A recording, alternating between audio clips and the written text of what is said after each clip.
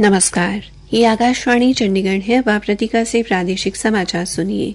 केंद्रीय सांख्यिकी एवं कार्यक्रम कार्यान्वयन मंत्रालय द्वारा जारी नवीनतम वार्षिक श्रम बल सर्वेक्षण के अनुसार पिछले वर्ष की तुलना में देश की बेरोजगारी दर में उल्लेखनीय गिरावट दर्ज की गई है, जिसमें हरियाणा सहित कई राज्यों ने उल्लेखनीय प्रगति की है। रिपोर्ट के अनुसार 2022-23 में राष्ट्रीय औसत बेरोजगारी दर 3.2% है, जो पिछले वर्ष 2022-23 की तुलना में 5.1% से कम है।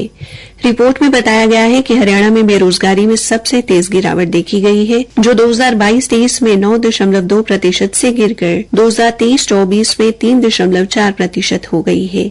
बेरोजगारी दर में कमी के मामले में तमिलनाडु दूसरे, छत्तीसगढ़ तीसरे और मध्य प्रदेश चौथे स्थान पर है। हरियाणा विधानसभा चुनाव के लिए प्रचार अभियान में तेजी आ गई है। वरिष्ठ कांग्रेस नेता और लोकसभा में विपक्ष के नेता राहुल गांधी आज करनाल जिले से हरियाणा विधानसभा चुनाव के लिए प्रचार अभियान की शुरुआत कर रहे हैं। श्री गांधी कुछ ही देर में करनाल के असंध विधानसभा निर्वाचन क्षेत्र में एक जनसभा को संबोधित करेंगे। बाद में श्री गांधी हिसार जिले के बरवाला में एक अन्य जनसभा को भी संबोधित करेंगे। हरियाणा विधानसभा के लिए मतदान 5 अक्टूबर को होगा, मतगणना 8 अक्टूबर को होगी। वहीं बीजेपी के राष्ट्रीय प्रवक्ता एवं राज्यसभा सांसद डॉ सुधांशु त्रिवेदी आज रोहतक में एक पत्रकार वार्ता कर पार्टी उम्मीदवारों के लिए समर्थन जुटाएंगे। केंद्रीय सड़क परिवहन मंत्री नितिन गडकरी ने कल शाम लाडवा में कार्यवाहक मुख्यमंत्री नायब सिंह के पक्ष में जन आशीर्वाद रैली को संबोधित किया। उन्होंने लोगों से बीजेपी को वोट देने की अपील की। श्री गडकरी ने कांग्रेस को निशाने पर लिया और कहा कि राजनीति का मतलब केवल सत्ता नहीं, राजनीति का असली उद्देश्य सामाजिक आर्थिक उत्थान होता है। उन्होंने कहा कि देश को रोजगार निर्माण करने वाली अर्थव्यवस्था चाहिए और सरकार उसी के लिए प्रयासरत है।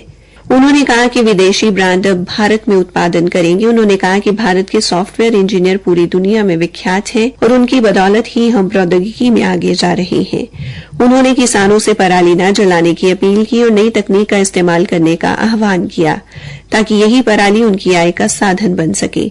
इस मौके पर बीजेपी के जिला अध्यक्ष सुशील राणा व वरिष्ठ नेता धर्मवीर मिर्जापुर सहित अनेक कार्यकर्ता व गणमान्य व्यक्ति उपस्थित रहे। हरियाणा के मुख्य निर्वाचन अधिकारी पंकज अग्रवाल ने बताया कि मतदाताओं को मतदान संबंधी सूचना के लिए मतदाता सूचना पर्ची जारी की जा रही है। मतदाता सूचना पर्ची में मतदाता सूची की क्रम संख्या, मतदान केंद्र, मतदान की तिथि व समय से संबंधित जानकारी QR कोड के साथ अंकित होगी, लेकिन इसमें मतदाता की तस्वीर नहीं होगी। उन्होंने बताया कि निर्वाचन प्रक्रिया में दिव्यांग मतदाताओं की भागीदारी को आसान बनाने और सक्रिय सहभागिता सुनिश्चित करने के लिए निर्वाचन आयोग के निर्देशानुसार सामान्य मतदाता सूचना पर्चियों के साथ साथ दृष्टिबाधित मतदाताओं को ब्रेल लिपि में सुगम मतदाता सूचना पर्चियां भी जारी की जाएंगी। श्री अग्रवाल ने सभी जिला निर्वाचन अधिकारियों व रिटर्निंग अधिकारियों को निर्देश दिए कि सभी नामांकित मतदाताओं को मतदान की तिथि से कम 5 दिन पहले यानी 30 सितंबर तक मतदाता सूचना पर्ची वितरित की जाए। उन्होंने कहा कि मतदाता सूचना पर्ची को मतदाताओं की पहचान के प्रमाण के रूप में स्वीकार नहीं किया जाएगा। हरियाणा सिविल सचिवालय में कल रोटरी ब्लड बैंक सोसाइटी और ब्लड सोसाइटी रिसोर्स सेंटर के संयुक्त प्रयासों से रक्तदान शिविर का आयोजन किया गया। हरियाणा के मुख्य सचिव डॉ TVSN प्रसाद ने बतौर मुख्य अतिथि शिविर का उद्घाटन किया।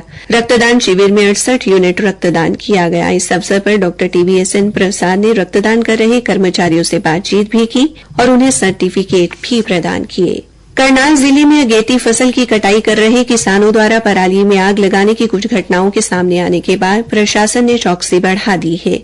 इस संबंध में उपायुक्त उत्तम सिंह ने प्रशासनिक व कृषि विभाग के कई अधिकारियों के अमले के साथ जिले के कई गांवों का दौरा किया। उपायुक्त ने विभिन्न गांवों में 4 व्यक्तियों को पराली जलाते हुए पाए जाने पर उनके खिलाफ मामला दर्ज करवाने के आदेश दिए। वहीं पराली जलाने की 19 घटनाओं में किसानों पर 47,000 का जुर्माना भी लगाया गया। उपायुक्त ने किसानों को सख्त चेतावनी देते हुए कहा कि पराली में आगजनी को किसी भी सूरत में बर्दाश्त नहीं किया जाएगा। इसी के साथ ही समाचार बुलेटिन समाप्त हुआ।